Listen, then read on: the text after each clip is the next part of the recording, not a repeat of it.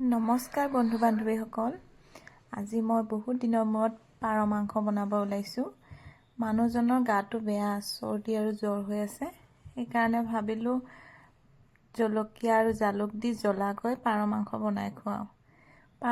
পাৰ অৱশ্যে আমাৰ ইয়াত নাই, সেইকাৰণে ভাবিলোঁ মাহঁতৰ ঘৰৰ পৰা আনোগৈ।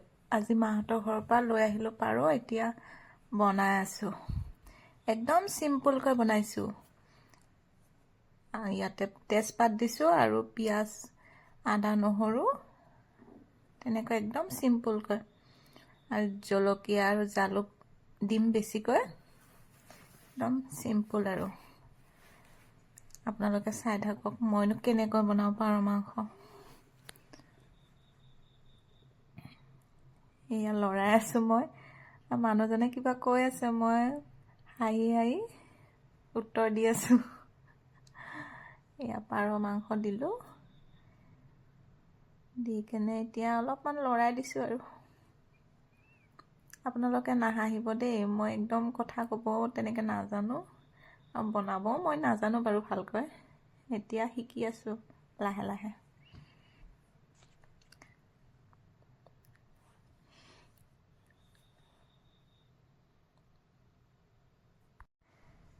এয়া এতিয়া নিমখ দিলোঁ, নিমখ দি কেনে অলপ লৰাই দিলোঁ, লৰাই দি এতিয়া অলপ ঢাকি থৈ দিম।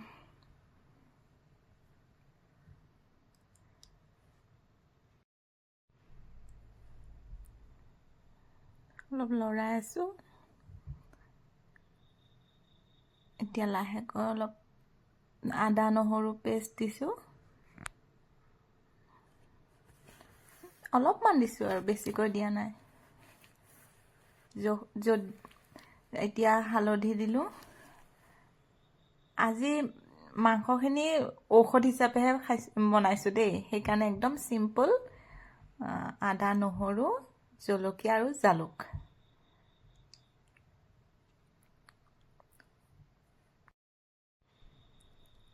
অলপ সময় ঢাকি থৈ দিলোঁ। এতিয়া মই পানী দিব হৈছে, আৰু পানী গৰম কৰি ল'লোঁ।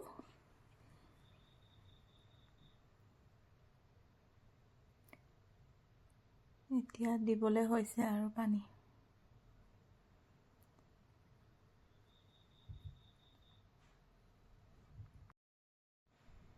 পানী দিয়াৰ পিছত আকৌ অলপ সময় ঢাকি থৈ দিম।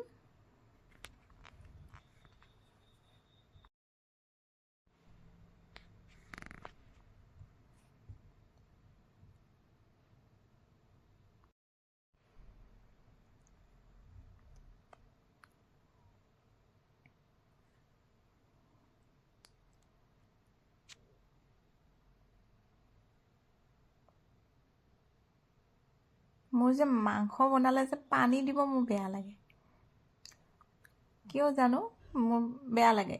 এতিয়া চাওকচোন বাৰু, মই জলকীয়া হিচাপ কৰি আছোঁ। জলকীয়া হিচাপ কৰি আছোঁ, মানুহজনক দেখাই দেখাই কৈছোঁ মই 10টা দিম। এতিয়া 10টালৈ হিচাপ কৰি আছোঁ। জলকীয়া 10টা আৰু জালুক কেইটামান। এয়া জালুক লৈছোঁ। এইখিনিতে ধুনীয়াকৈ খুন্দুনাত পিচিম।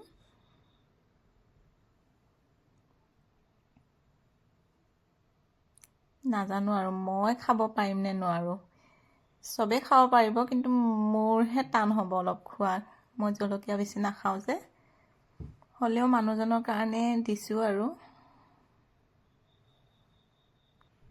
এয়া আদা নহৰু পেষ্টটো দি কেনে অলপ সময় উতলাম। উতলোৱাৰ পিছত খাবলৈ ৰেডি হৈ যাব। আৰু এতিয়া আদা নহৰু দি উতলালোঁ, উতলাই এতিয়া ৰেডি হৈ গ'ল। এতিয়া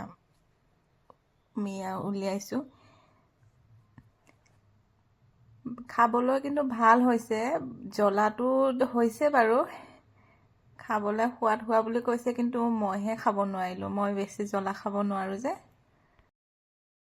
ভিডিঅ'টো শেষলৈকে চোৱাৰ বাবে বহুত বহুত ধন্যবাদ।